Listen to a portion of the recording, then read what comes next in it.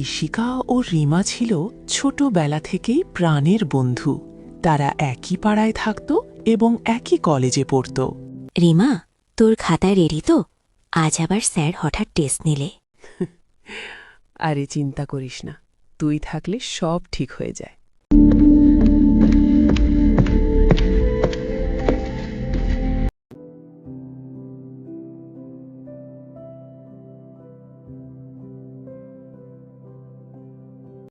আজ ক্যাম্পাসটা কেমন জানি অন্যরকম লাগছে না?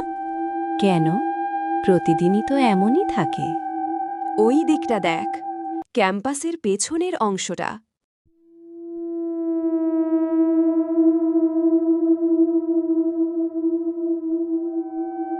ওটা আবার কি? আগে তো কখনো খেয়াল করিনি। ওটা পুরনো হোস্টেল, বহু বছর ধরে বন্ধ। ঈশিকা, আমার ভালো লাগছে না, চল ফিরে যাই। 1 মিনিট দাঁড়া, তুই কি কিছু শুনতে পাচ্ছিস?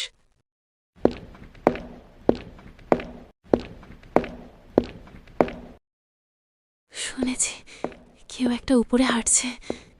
এখানে তো আমরা ছাড়া কেউ নেই।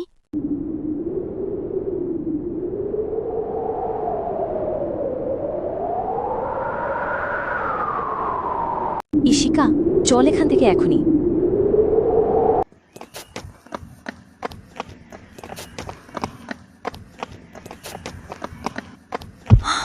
ঈশিকা, তাড়াতাড়ি আয়, আমার বুকটা ধরফর করছে।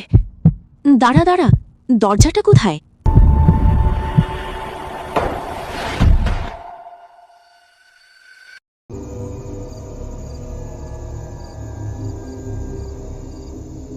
শান্ত থাক রিমা, ভয় পেলে কিছুই বুঝতে পারবো না। কিন্তু এই হোস্টেল তো বন্ধ থাকার কথা, তাহলে দরজা নিজে থেকে বন্ধ হলো কিভাবে?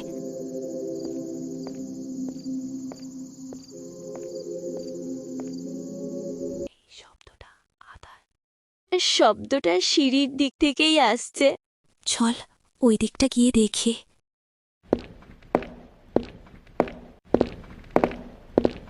আমি কিছু দেখতে পাচ্ছি না, শুধু ছায়া। কে ওখানে? কে এসেছিস? ঈশিকা, তুই শুনলি কিছু? শুনেছি, এটা মানুষের গলা না, তাই তো? কে ওখানে? আমরা তোমার কোনো ক্ষতি করতে আসিনি। ঈশিকা, এসব বলিস না, চল পালাই। আমি চলে যেতে পারছি না।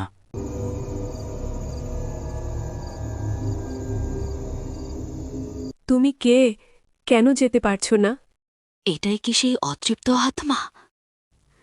সাহায্য করো। ঈশিকা, আমরা কি সত্যি এখান থেকে বেরোতে পারবো? যাই হয়ে যাক না কেন, আমরা একসাথেই থাকব। আমার ভালো লাগছে না, চল ফিরে যাই। আওয়াজটা মনে হয় ভিতরের দিক থেকে আসছে, চল একবার গিয়ে দেখে আসি।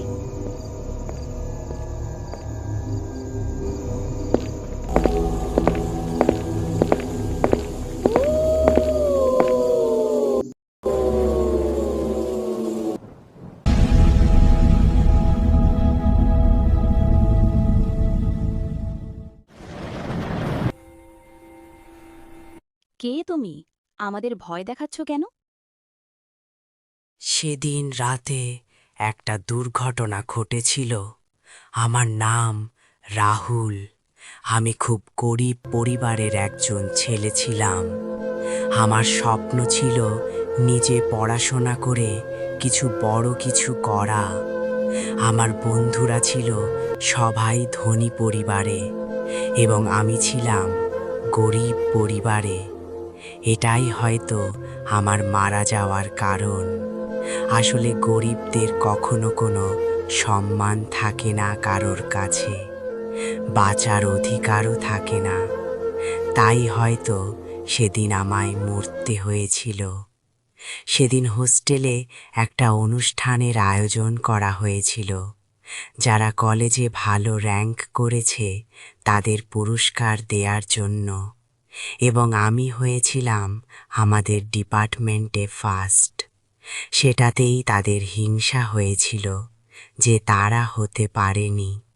সেই হিংসার কারণেই প্ল্যান করে আমাকে ঘরের পিছন দিক থেকে ঠেলে ফেলে দেয় এবং আমি সিঁড়িতে গড়িয়ে গড়িয়ে পড়ে যাই এবং আমি প্রচণ্ড ব্যথা পেয়েছিলাম এবং ব্যথায় চিৎকার করছিলাম, বাঁচাও বাঁচাও করে।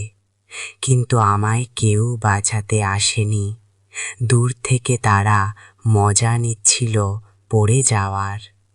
আমি ব্যথায় মরছিলাম, কিন্তু তারা চলে যায় এবং তারপর থেকে 2 দিনই ছুটি ছিল।